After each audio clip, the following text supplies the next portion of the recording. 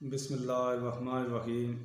किसी ने सवाल पूछा है कि कुछ लोग मुर्दों को सवाब पहुंचाने के लिए 10वां, 40वां, तीजा और सोम वगैरह करते हैं। क्या ऐसा करना इस्लाम में जायज़ है? रसूलुल्लाह सल्लल्लाहु अलैहि वसल्लम ने फरमाया, जब इंसान मर जाता है तो उसके अमल रोक दिए जाते हैं और उसके अमल काट दिए जाते हैं, सिवाय 3 अमलों के। 3 अमलों में सदका जारिया है, इल्म जो पढ़ा कर गया है, और नेक औलाद है जो उसके लिए बाद में दुआ करे। यह सिलसिला मरने के बाद भी जारी रहता है।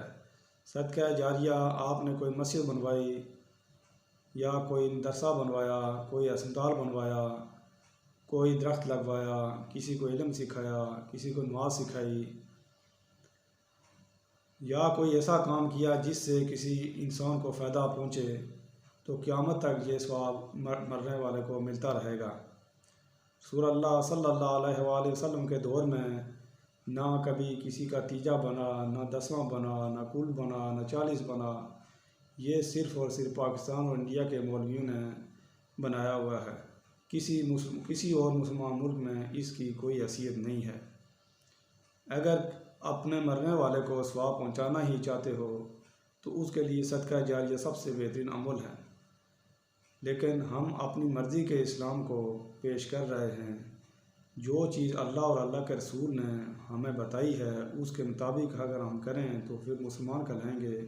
अगर अपनी मर्ज़ी से फ़लाना ये बोलेगा, फ़लाना वो बोलेगा, इसकी वालदा फ़ौत हुई, इसका वालिद फ़ौत हुआ, इसने ख़त्म नहीं पढ़ाया, इसने फ़लान नहीं किया, वो बेचारा 2 टाइम का खाना नहीं खा सकता, वो कर्ज़ा लेके लोगों का मुंह बंद करने के लिए वो 40 में 30 में पता नहीं क्या क्या कर रहा है। अल्लाह ताला हमें रसूल पाक सल्लल्लाहु अलैहि वसल्लम के दीन के मुताबिक ज़िंदगी बसर करने की तौफ़ीक़ अता फ़रमाए, आमीन।